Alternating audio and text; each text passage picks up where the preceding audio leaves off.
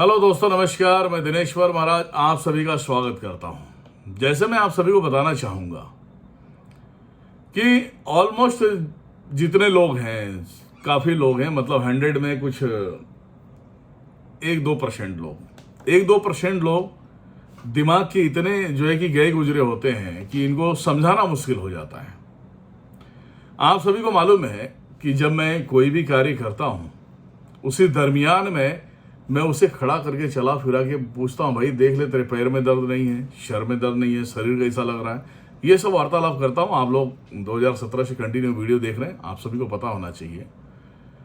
कुछ लोगों का ये कहना होता है, अब ये सोचना, ये सबसे बड़ा बेवकूफ़ी आप सोच लेना।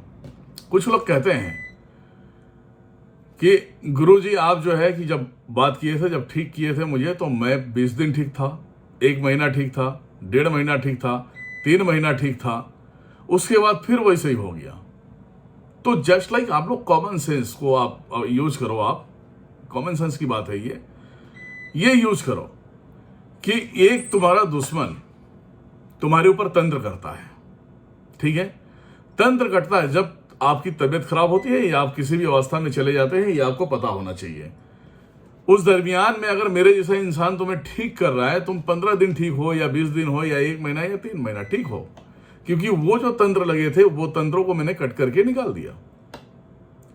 अब भैया जो तुम्हारे दुश्मन है वो तो शांत बैठने वाला नहीं है, वो किसी और तांत्रिक को ढूंढेगा, जो बड़ा तांत्रिक होगा उसको ढूंढेगा। उसको ढूंढने के बाद क्या करेगा, फिर तुम्हारे ऊपर वार कराएगा, और फिर तुम्हारी तबीयत खराब होगी। और क्या बोलोगे आप कि मैं तो ठीक नहीं हुआ।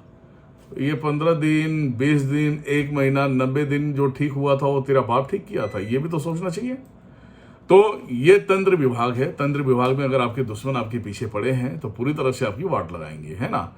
तो ये कहने का तात्पर्य ये है कि आप जब भी किसी को दिखाते हो, या XYZ, चाहे मैं रहूं चाहे कोई भी रहे, तो आपने किसी भी महाराज को खरीद के नहीं रखा है।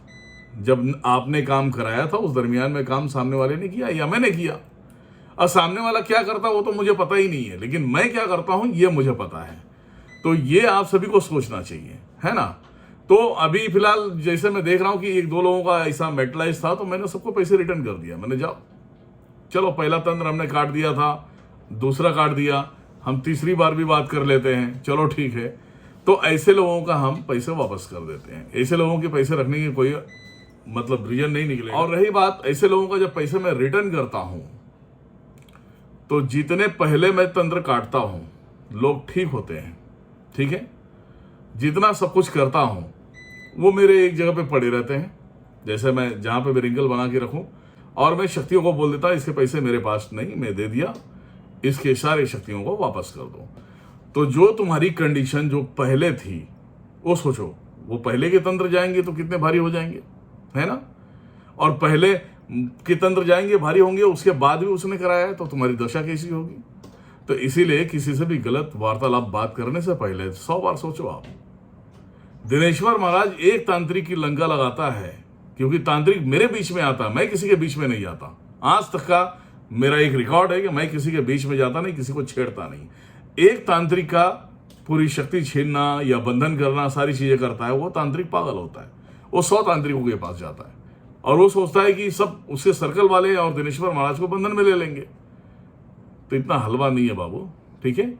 एक तांत्रिक को अगर हमने दंड दिया तो साले 100 तांत्रिकों को अपने शक्तियों के साथ में उसे बर्बाद कर देगा। तो बोलने का मतलब है, जो मेरे बीच में आता है मैं छोड़ता नहीं हूं, कहीं के लायक। और रही बात, मैं जिसका काम करता हूं तो दिल से करता हूं, ये माता जानती है। अभी तक तो मैंने ऐसा नहीं किया है, लेकिन जब कोई वार्तालाप गलत करता है, उस वार्तालाप के अनुसार उसे तंत्र काटने का मेरा क्या हक है। सिंपल सी बात है। जब उसके पैसे हमने वापस कर दिया तो तंत्र भी वापस ले, अब जामर, है ना। बस इतनी जानकारी आप सभी को देनी थी। इस वीडियो को देखने के बाद आप लोग समझने की कोशिश करें। अगर नहीं समझेंगे तो सबसे बड़ा मूर्ख आप जैसा कोई नहीं है, ये आप हमेशा ध्यान में रखना। आपका एक दुश्मन अगर आपके ऊपर वार करता है, अगर आप कहीं जाके ठीक होते हैं, तो वो दुश्मन दूसरे तांत्रिक के पास जाएगा, वहां से वार कराएगा, फिर वो तीसरे के पास जाएगा, ऐसा। और आपकी जिंदगी इसी में जो है कि गोल गोल घूमने में ही खत्म हो जाएगी, ठीक है।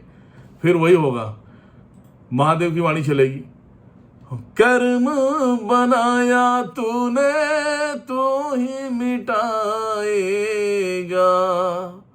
करनी क्या एक एक पाई चुकाएगा, करनी का एक एक पाई चुकाएगा।